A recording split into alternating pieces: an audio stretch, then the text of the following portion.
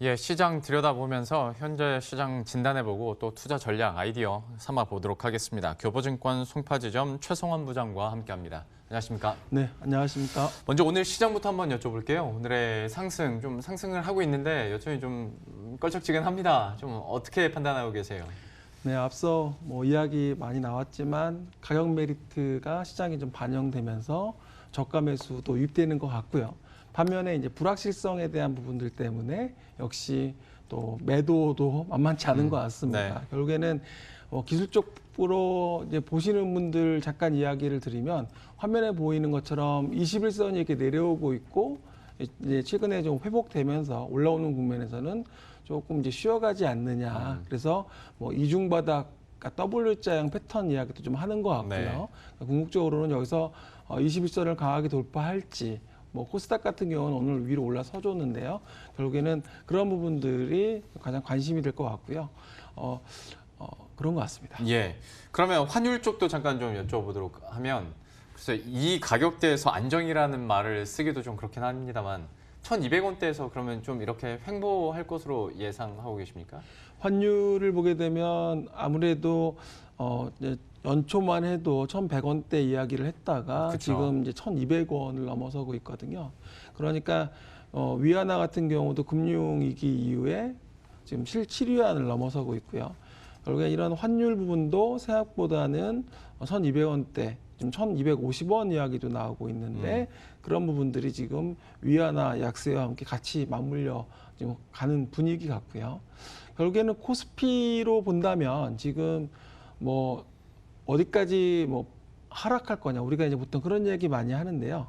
코스피 같은 경우는 올해 PBR 지금 0.8배입니다. 그러니까 네. 지금 금융위기 수준까지 내려와 있거든요. 네. 그렇게 본다면 코스피는 어느 정도 그런 우려는 반영되어 있는 상황이다라고 본다면 이제는 사실 실적에 대한 둔화 우려도 있었거든요. 네. 이런 부분들이 오히려 이제 올해 하반기 또 내년에 대한 전망이 또 나올 거기 때문에 올해는 줄었지만 내년에 개선되는 모습을 보여준다면 우리 또 그런 부분들이 시장에서는 주가 하락에 따른 저가 매력 그리고 또 올해 예상 평균 지수가 한 2,100포인트 내외로 좀 예상을 하고 있는데 지금 네. 2,000선 아래라는 점은 오히려 좀 그런 기대감도 줄 수 있다라는 부분이고요. 그래서 결국에는 주가 하락은 이제 저가 매력을 점점 높이고 있는 시점이다.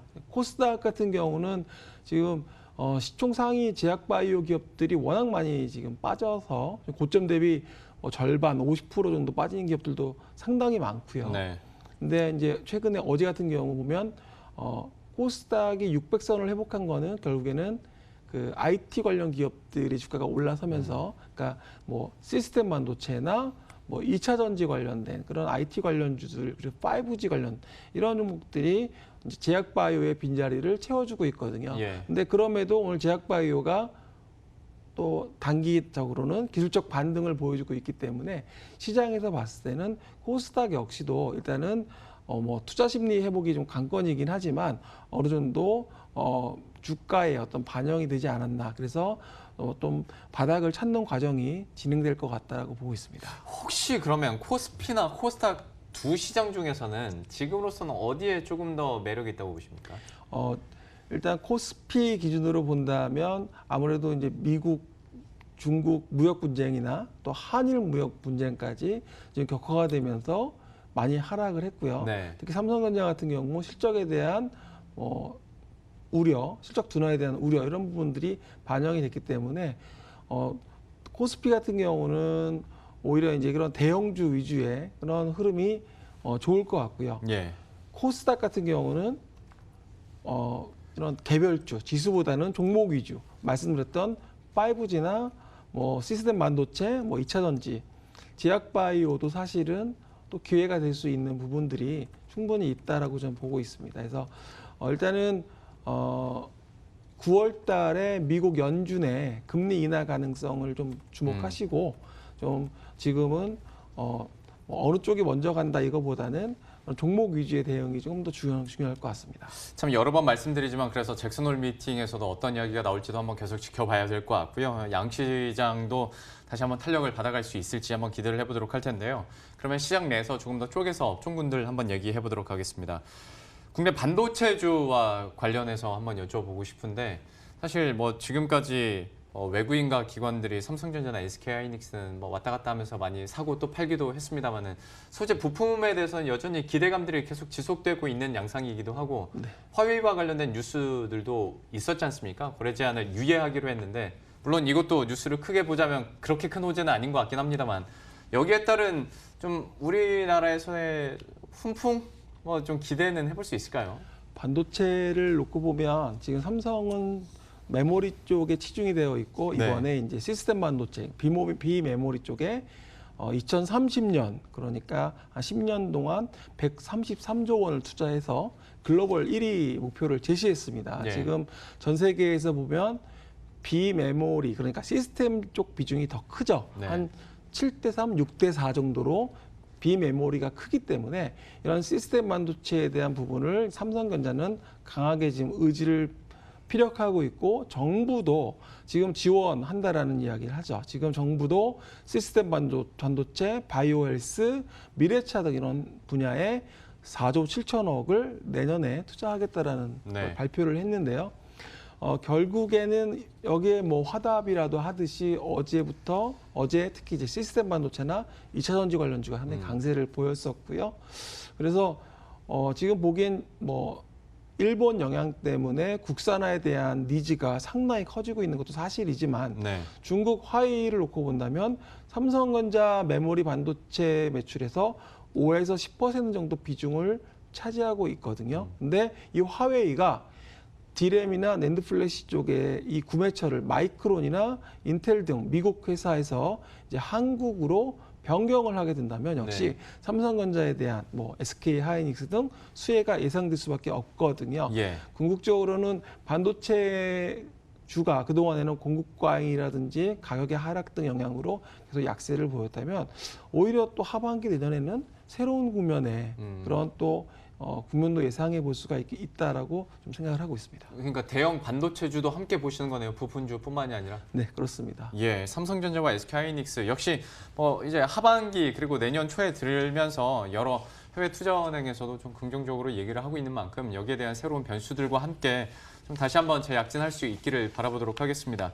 그리고 앞에서도 저희가 여러 번 얘기했던 바이오주에 대해서도 한번 의견을 여쭙고 싶어서요. 네. 아무래도 대다수의 의견은 워낙 많이 떨어졌으니 이제 쇼커버링 물량에 의한 뭐 기술적인 반등 정도로 생각할 수밖에 없겠습니다만은 어떻게 뭐 같은 의견이신지 아니면 여전히 그래도 볕들 날이 있다고 보시는지 어떻게 생각하십니까?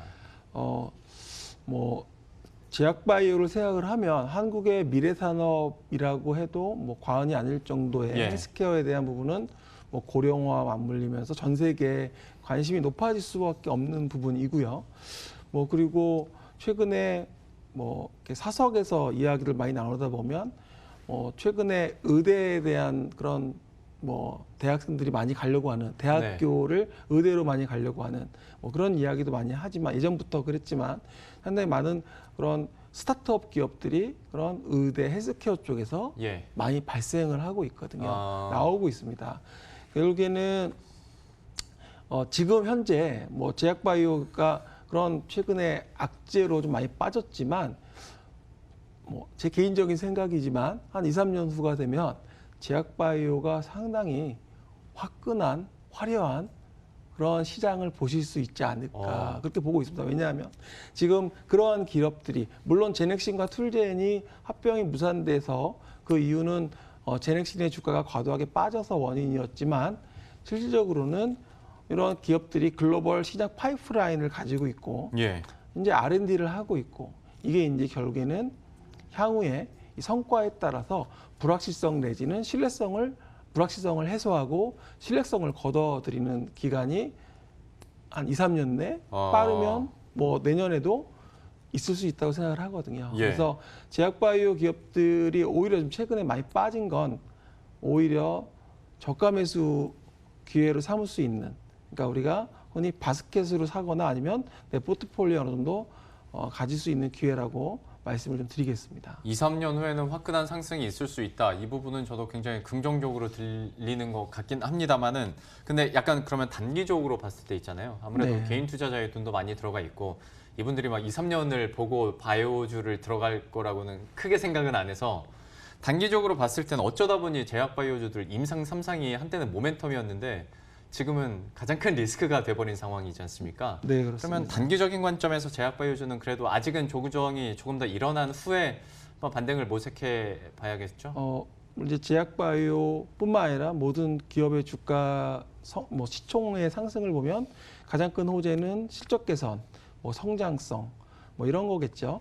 근데 이제 보통 주가가 보면 이렇게 우상향으로 올라갈 때 이렇게 올라가는 게 아니라 계단식으로 급등 이렇게 올라가거든요. 네. 그러니까 시총이 1,000억에서 2, 3천억 가서 다시 5천억, 이제 1조까지 이게 이제 계단식으로 그러니까 1년을 놓고 주가 흐름을 보면 1년 내내 오르는 게 아니라 불과 한 1, 2개월, 조금 2, 3개월 내 그 주가의 반응이 다 반영이 되는 그런 흐름이라고 본다면 특히 제약바이오가 그런 회사들이 상당히 많았거든요. 예. 그래서 지금 현재 좀 고통스러우실 수 있지만 시간이 말씀드린 것처럼 그 짧은 시간 내에 많은 걸 주가가 반영을 하기 때문에 기업들의 지금 현재 진행되고 있는 투자하고 계신 기업들의 현재 진행하고 있는 R&D 그 임상이라든지 그런 과정들 그리고 라이센스 아웃 같은 경우도 좀 충분히 진행하고 있는 회사들도 많이 있기 때문에 예. 길게 보시고 제가 말씀드린 것처럼 2, 3년 후면은 네. 상당히 제약바이오에 투자하신 분들이 좋은 성과를 거둘 수 있는 물론 단기적으로 지금 해서 수익을 내겠다 단기적인 매매하겠다라는 분들은 그런 생각은 또 가질 수도 있겠죠. 예, 예. 2, 3년 후에 그 장기적인 시장을 보고 계시기 때문에 따로 특정해서 기업을 여쭤보진 않겠습니다. IPO 쪽으로도 잠깐 여쭤보고 싶은 게 7월이나 8월에 워낙 시장이 힘들고 살 종목이 없다 보니까 IPO 새내기주로 어떻게 해볼까라는 좀 수급 흐름도 분명히 있긴 있었는데 이게 너무 짧습니다. 그러니까 너무 급하게 팔아버리거나 아니면 하루 만에 등락폭이 너무 커가지고 잠깐 오전에 잠깐 먹고 나오는 경우들도 많고 그런 새내기주들에 대한 흐름이나 투자 의견은 어떻게 보세요? 뉴스플로우를 보시면 이제 기관 수요 예측 경쟁률이 네. 700대 1이다, 1000대 1이다, 개인들 일반 청약들이 400대 1이다, 500대 1이다.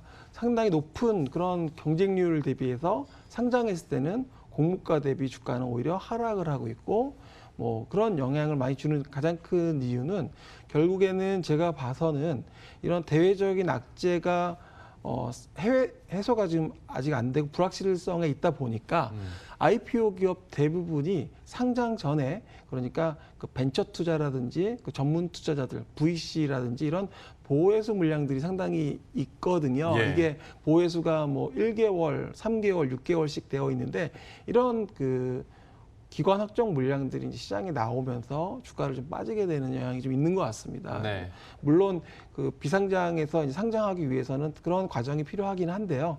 결국에는 지금 시장은 약간 그런 비중이 좀 그러니까 보호회수 그런 VC 물량이라든지 좀 적은 그런 회사에 좀 더 포커스 주셔도 좋을 것 같습니다. IPO에 대해서 잠깐 얘기를 해봤고요. 한 1분 정도밖에 시간이 없긴 합니다만 욕심을 내서 종목 하나만 주고 가시죠. 네, 앞서 잠깐 5G 시스템 반도체 등 말씀드렸는데요.